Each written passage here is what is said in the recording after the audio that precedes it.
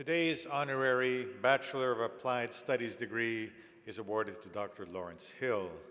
It's an honor and a privilege for me to introduce Dr. Hill.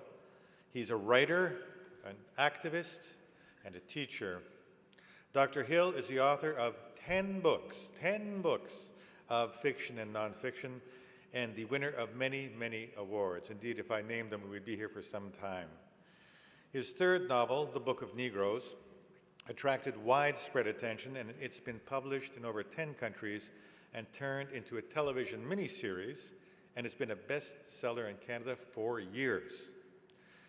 Dr. Hill delivered the 2013 Massey Lectures across Canada, and this series of lectures was published by Anansi under the title Blood, the Stuff of Life.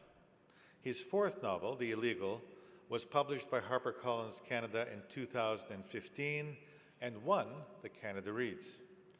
It is the story of a runner, and running has been a passion for Lawrence Hill for most of his life. That tells you some of the facts, but it doesn't tell you about his humanity.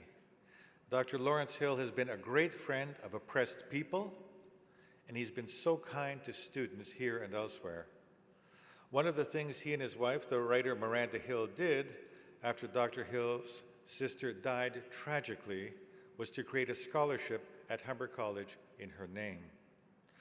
President Whitaker, Mr. Gray, it is with great honor and pleasure that we ask you to confer upon Dr. Lawrence Hill this Bachelor of Applied Studies degree.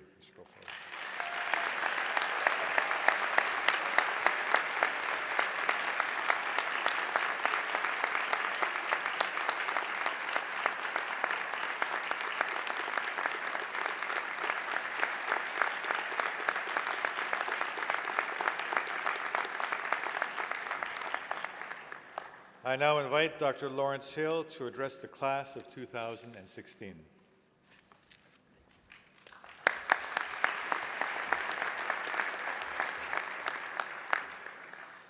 Dr. Whitaker, Antanas, faculty, students, families, thank you so much for honoring me today. Congratulations to all of you for graduating from Humber College. You've been at this for years. You've been working hard for years to reach this point and graduate. Take a moment, take this day and maybe the rest of the week to breathe in your accomplishments, feel good about them, and to celebrate with your loved ones. Thank you for this wonderful gift of an honorary degree from Humber College. It means so much to be accepted, recognized, and thanked and encouraged in my own backyard. I must say that it always comes as something of a surprise to step out on stage and find a large audience. A decade ago, when I went to give a talk in Hamilton about my novel, The Book of Negroes, the event organizers assured me that publicity efforts had been lengthy and vigorous, but as it turned out, 4 people came to the event in a theater in the city. One person of the 4 was the event organizer. A second person was the bookseller. A third person was me. So that left one fan who bought a book, which doubled my monthly sales. My mother, an 88-year-old kick-ass civil rights activist who has long looked with suspicion at my career as a novelist, keeps a quote on her refrigerator door. The quote is from the American novelist Philip Roth. It says, "When a writer is born into a family, that family is finished." You can hardly blame my mother for feeling suspicious and cynical about the writing career. My mother's an American immigrant who came to Canada the day after she, a white liberal who escaped a highly Republican family in Chicago, married a black man in the South. I can assure you that no self-respecting immigrant to Canada longs to see their son or daughter become a novelist. As for children's careers, Canadian immigrants are looking for doctors, lawyers, engineers, architects, anything they feel will protect their children from the social, racial, and economic vicissitudes they fled in their home countries. We all love the arts. We all love a great painting, a stirring film, an engaging novel, just as long as our own children don't get any crazy ideas in their heads about becoming artists themselves. Piano lessons at the age of 5? Absolutely. But becoming a concert pianist or a poet or a sculptor, if you're the child of immigrants, forget it. So it takes a special focus, an obsession to become an artist in any family, and this is perhaps doubled in a family of immigrants. To become an artist, it takes, as my father once called it, a loose chromosome. One reason the arts seem so suspect as a career is the economic insecurity. Would a bus driver agree to spend years driving without the guarantee of any salary? Would a doctor work for years in the hope of being paid later? Would a lawyer? Would a high school physics teacher? Would a plumber? But that's exactly what singers, dancers, painters, filmmakers, actors, playwrights, poets, and novelists do. We spend weeks, months, years luxuriating in the green mountain meadows of our own imaginations, hoping to spot and catch a butterfly, to ride the winds of creation, to soar in our manic, crazy hearts and souls as we create without the slightest promise of financial success. The late American novelist and creative writing teacher John Gardner speaks to aspiring writers in his book On Becoming a Novelist. His book discusses the ways that young people should live and plan their lives if they wish to become writers. He addresses the very question of economic insecurity and suggests that you need a job, a plan, something to keep food on the table while you're writing that great novel in your mind. He says that if you don't have a job, you'll run out of money and you'll have to quit your private pursuit of art. So he says, if you want to become a novelist, well, Gardner speculates, maybe you should become a teacher. No, he quickly concludes, don't become a teacher, it'll burn you out. So maybe you should become a journalist, Gardner wonders. No, don't become a journalist, he says, it'll cheapen your writing. If you want to become a journalist, Gardner speculates, if you want to become a novelist, Gardner speculates, the very best thing to do is to live off your spouse.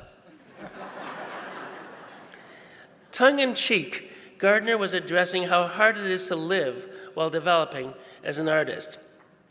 What could be more entrepreneurial than that? What could offer more of a long shot? We do it because we have to do it, because we live for our passions, because we feel that every passing day in which we do not engage with our passions is a failure to honor the promise and the passion in our own lives. I hope that you will ride and find the same waves of passion in your own lives, whatever directions you take. I did not study at Humber, but I grew up in Toronto and have many personal connections to the college. For one, I've mentored writers, developing writers in courses offered by the Humber School for Writers. Many people helped me while I developed as a novelist, essayist, and screenwriter, and I like to honor their kindnesses by doing the same. Writing can be a lonely thing, so it feels fabulous to know that I can encourage and cajole other writers to develop their skills and make the connections they need to enter the publishing market. It's hard to feel part of a writing community when you sit alone in your home office, writing in your pajamas and bathrobe.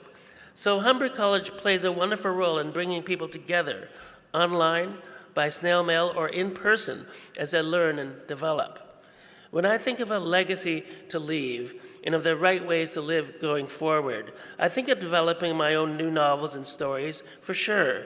But I also want to encourage other writers so that they too can bring their gifts into the world.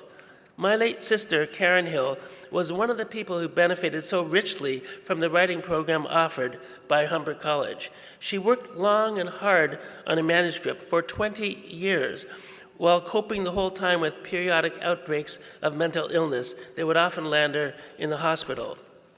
But each time she emerged from her hospital psychiatric wing and regained a clear mind and sat down at her writing desk, she would return, as always, to the novel she was writing about a young Black Canadian woman coming of age in West Berlin in the 1980s. Karen came to study at Humber College and was given a scholarship. She finished her novel. An agent associated with Humber College helped her send it out to publishers. She died in an accident while the novel was circulating. After she died, I worked with the agent to help the book find a home, and earlier this year, HarperCollins Canada published Karen's novel posthumously. It's called Café Babanosa. I can't bring back my sister, but it sure felt great to help bring her book into the world, and it felt amazing to think of all the support, financial, literary, and marketing she'd received from Humber College. My wife Miranda and I were so moved by what Humber did to help my sister that we created a scholarship in her name, as Antanas mentioned, the Karen Hill Scholarship, for students in need of financial assistance who are studying writing at the Humber School for Writers. It felt great to create that scholarship and to see that some people have already been able to make use of it. It generally feels great to step into your community or someone else's community as a volunteer. Indeed, in the rush to finish our studies and look for employment and pay the rent and kickstart our working lives, we often lose sight of all the riches offered by volunteer activism. Some of the richest moments of my life have derived from volunteer activities. Working to improve the lives of girls and women in sub-Saharan Africa with Crossroads International, visiting inmates in book clubs in federal penitentiaries across Canada. More recently, my wife and I have helped to bring a family of 7 Syrian refugees to Hamilton, where I live, and to give them a chance to start their lives anew in our country. Perhaps you, too, will seize moments to become involved as community volunteers. Whether you do so in your own neighborhood or fly across the seas, you'd be hard-pressed to find a person who does not feel uplifted, motivated, and passionate about life as a result of their volunteer work. I do hope you'll find much joy and satisfaction in your work, in your hobbies, and in your volunteerism and personal lives. Sometimes we expect too much from any one of those things, but if you can find a balance, you might feel happier and feel more free to be yourself in all that you pursue. I can't tell you what to do with your lives. You will each move in your own directions, but move with purpose and passion and love. Take my word for it. At 25, 35, 45, and 55 years of age and beyond, life looks a whole lot more interesting and exciting if you're awakening each morning to pursue your passion. So define it, own it, live it.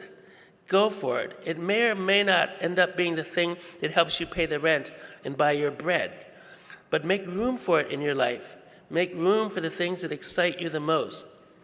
Congratulations on your great accomplishment today. Live for your passions. Travel with your hearts and navigate with your brains. Good luck and thank you.